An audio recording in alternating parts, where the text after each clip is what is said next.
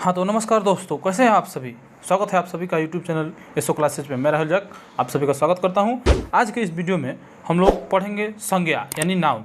Noun कितने प्रकार के होते हैं और कौन कौन होते हैं, उस सभी के परिभाषा और उदाहरण भी हम लोग इस वीडियो में बहुत ही अच्छी तरह से जानेंगे। हाँ, सारे परिभाषा 3-4 बुक से मैंने लिया है और सभी को मैनेज करके आपको बहुत बेहतर से बेहतर परिभाषा और उदाहरण हम देने का प्रयास करेंगे। तो आइए चालू करते हैं बहुत ही बेहतर ढंग से। संज्ञा, संज्ञा क्या है, सबसे पहला बात होता है संज्ञा क्या है। तो देखिए संज्ञा किसे कहते हैं, यहाँ पे मैंने लिख दिया है पहले से कि संज्ञा, संज्ञा का 2 परिभाषा मैंने लिया। संज्ञा मतलब होता है नाम, किसी भी वस्तु का नाम। संज्ञा noun, noun is a name. पहला बात है कि noun is a name, noun एक नाम है। तो इसका परिभाषा कैसे करेंगे हम लोग, परिभाषित कैसे करेंगे। तो दुनिया की वो सारी चीज़ें जो हम महसूस करते हैं या जिसके बारे में हम जानते हैं, दुनिया की वो सारी चीज़ें जिसे महसूस करते हैं या जिसके बारे में हम जानते हैं, उन सभी के नामों को क्या कहेंगे, संज्ञा कहेंगे। उन सभी के नामों को संज्ञा कहा जाएगा। ठीक है। अगला दूसरा परिभाषा कि अथवा या दिया गया है जूनियर ग्रामर में कि किसी व्यक्ति, वस्तु, स्थान, जानवर, विचार या भाव के नामों को भी संज्ञा कहेंगे। व्यक्ति, आप सभी के जैसे व्यक्ति में क्या हो जाएगा, राम श्याम, ये सब क्या है, व्यक्ति है, वस्तु है, कोई स्थान है, जगह का नाम है, जानवर है, विचार हो सकता है, आपका भाव हो सकता है, सभी के नामों क्या कहेंगे, संज्ञा कहेंगे। यानी कि कुल मिलाकर अगर देखा जाए तो जितनी भी चीज़ें हम लोगों की आंखों से दिख रही है या नहीं भी दिख रही है, जिसके बारे में हम जानते हैं पहले से, वो सारी चीज़ें क्या है, संज्ञा है। ठीक है। तो चलिए बच्चों आगे बढ़ते हैं। इसका अंग्रेजी में परिभाषा बहुत ही आसान है। A noun is the name of anything. किसी भी चीज़ के नाम को संज्ञा कहेंगे, किसी भी चीज़ के नामों को क्या कहेंगे, संज्ञा कहेंगे। A noun is the name of anything. अंग्रेजी ग्रामर के अनुसार नाउन के 5 भेद हैं। 5 भेद कौन कौन से हैं, यहाँ पे लिख दिए हैं मैंने कि प्रॉपर नाउन, प्रॉपर नाउन व्यक्तिवाचक संज्ञा, कॉमन नाउन यानी जातिवाचक संज्ञा, कलेक्टिव नाउन यानी समूहवाचक संज्ञा, मटेरियल नाउन यानी द्रव्यवाचक संज्ञा, अब्स्ट्रैक्ट नाउन आपका हो जाता है भाववाचक संज्ञा। ये 5 संज्ञा है। ठीक है। अब इन सभी के बारी बारी से परिभाषा भी सीखते हैं और सभी पर उदाहरण लेते हैं। चलिए आइए देखते हैं। पहला आ जाता है आपका प्रॉपर नाउन। प्रॉपर नाउन किसे कहते हैं, पहला आपका प्रश्न उठता है। तो किसी व्यक्ति, वस्तु, स्थान या जानवर के खास नाम को प्रॉपर नाउन कहते हैं। एक बात ध्यान दीजिए, खास नाम को प्रॉपर नाउन कहते हैं, यानी व्यक्तिवाचक संज्ञा कहते हैं। खास नाम को, किसी भी व्यक्ति के खास नामों को क्या कहेंगे, मान लीजिए व्यक्ति, व्यक्ति में क्या हो जाएंगे, राम, सीता, मोहन, बहादुर, ये सब क्या है, किसी व्यक्ति के नाम है, खास नाम है, ये सब क्या हो जाएंगे, प्रॉपर नाउन हो जाएंगे। अच्छा, वस्तु, वस्तु के जगह पे भी कोई चीज़ का वस्तु का नाम हो सकता है। स्थान के जगह पे भी किसी का, जैसे स्थान में हो जाएगा पटना, इंडिया, दिल्ली, कोलकाता, अमेरिका, ये सब क्या है, एक स्थान का नाम है। ठीक है। अब जानवर के नाम में हो जाएगा लूसी, कोई अपना प्यार से रखता है ना, लूसी बिल्ली का नाम है ना जी, लूसी, पुसी, टॉमी, किसका नाम है, ये टॉमी, मोती, ये कुत्ता का नाम रखा जाता है। चेतक, महाराजा प्रताप के घोड़ा का नाम था ना, महाराणा प्रताप के घोड़ा का नाम चेतक। और एक महात्मा बुद्ध के घोड़े का नाम कंटक। कंटक बहुत ही आने वाला प्रश्न है, कंटक था। तो ये जानवरों के नाम है। आपके घर में अगर गाय भैंस है तो गाय भैंस के अगर नाम रख दीजिएगा, मान लीजिए कि कोनो बड़ी प्यार से पहले रखते थे लोग, सुमरिया, सुमरिया, मंगरिया, तो ये सब क्या हो जाएगा, ये सब प्रॉपर नाउन हो जाएगा, क्योंकि आप उसका नाम रख रहे हैं। ठीक है। गाय कहने से तो गाय का बोध हो रहा है, लेकिन अगर हम सुमरिया कह रहे हैं तो अपना गाय का बात कर रहे हैं। ठीक है। तो ये हो जाएगा। अगला पे चलते हैं कि इसका क्या करते हैं, इसको अंग्रेजी में कैसे कहेंगे। तो the noun which denotes the name of particular, मतलब होता है खास। ये क्या है, खास का मीनिंग है। पार्टिकुलर पर्सन, पर्सन मतलब व्यक्ति, एनिमल, प्लेस और thing. Particular person, animal, place और थिंग। प्लेस मतलब जगह, थिंग मतलब वस्तु या चीज़।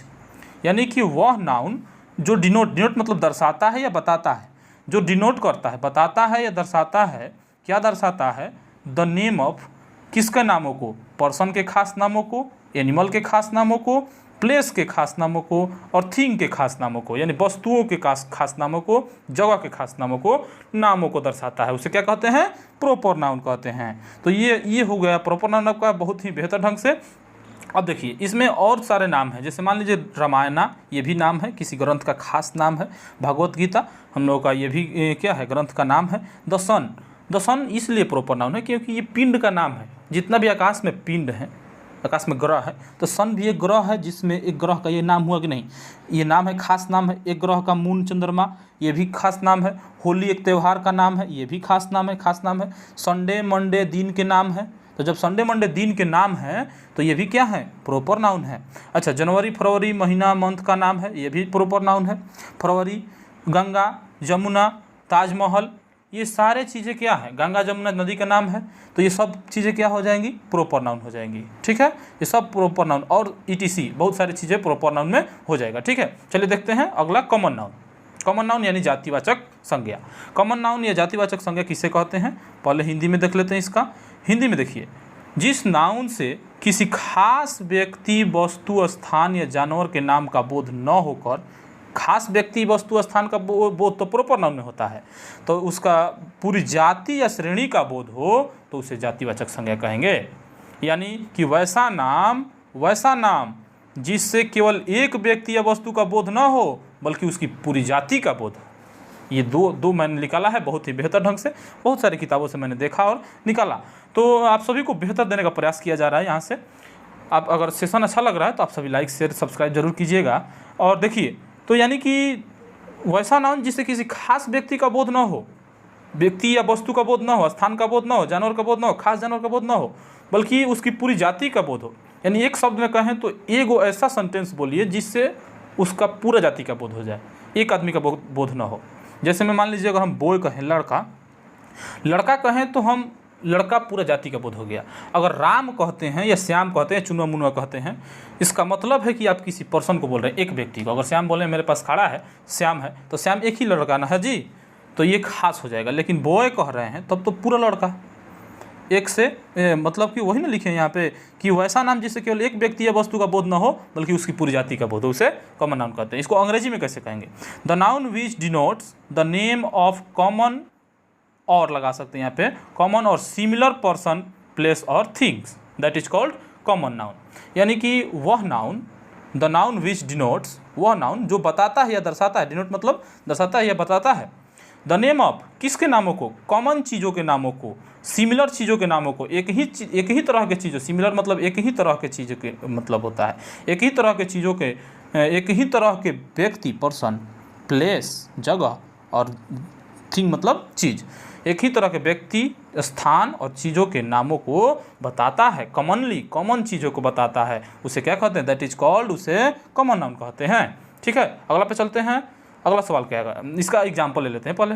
इसका एग्जाम्पल जैसे हो जाएगा बॉय, डॉक्टर कहने से पूरी डॉक्टर जाति का बोध हो रहा है। अब उसमें आप किसी पर्टिकुलर नेम रखते हैं कि ये डॉक्टर, फलाना डॉक्टर, चिलाना डॉक्टर, तो वो प्रॉपर नाउन हो जाएंगे।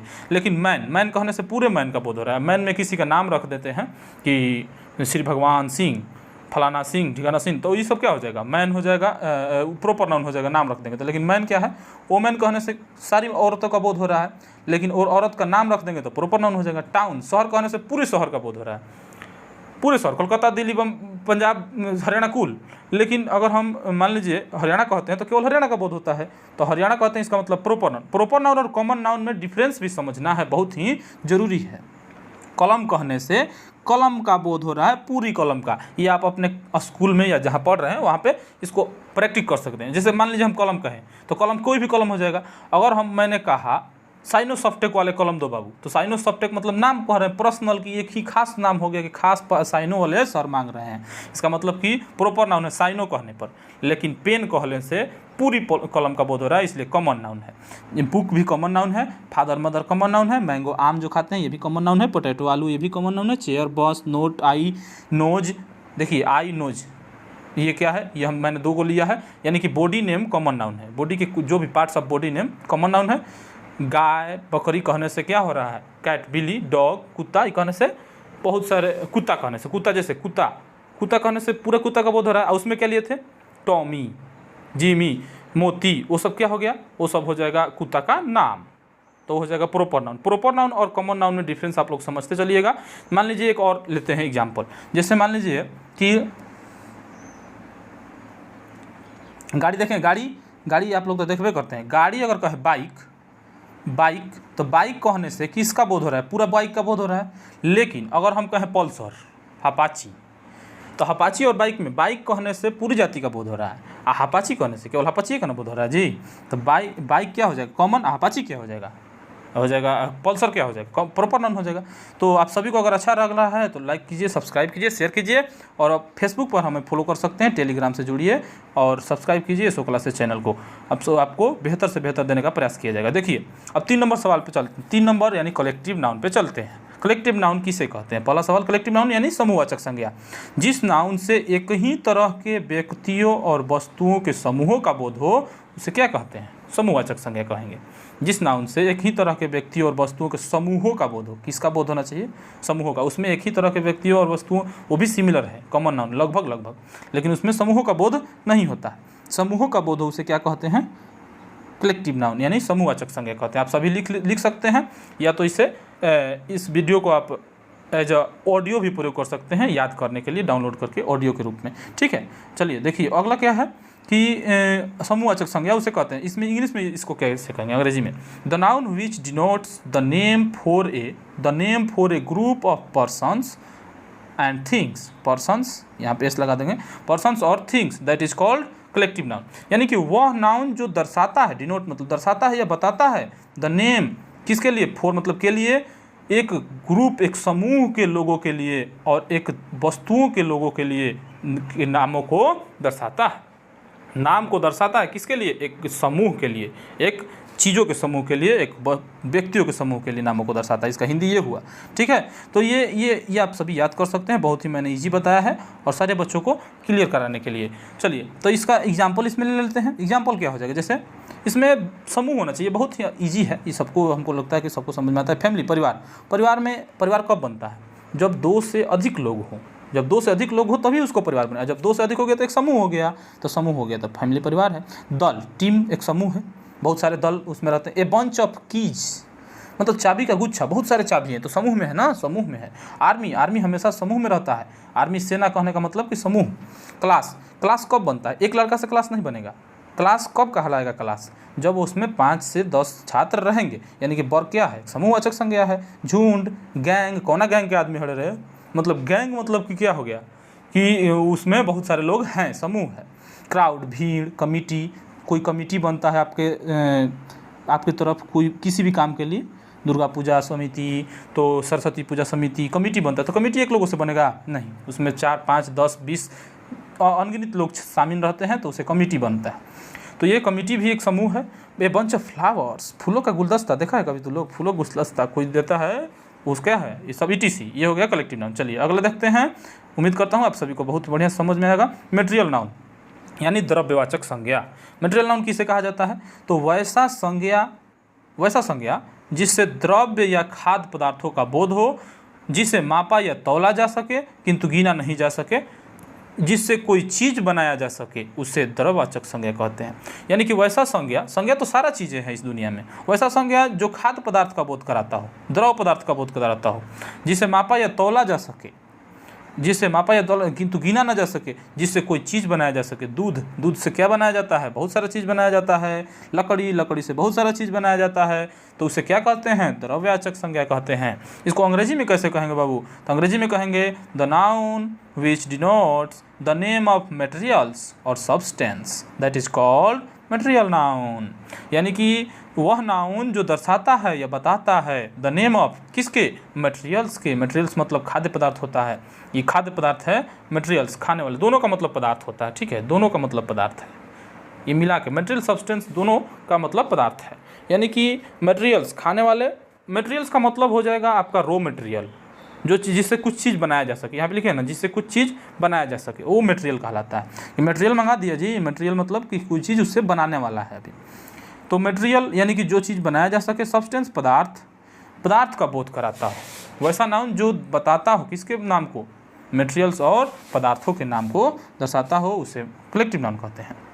इसमें आ जाएगा दूध से सब चीज़ बनाया जाता है। दही बनाया जाता है, छेना, मिठाई, अनेक तरह की। सोना से बहुत सारा चीज़ बनाया जाता है, सोना।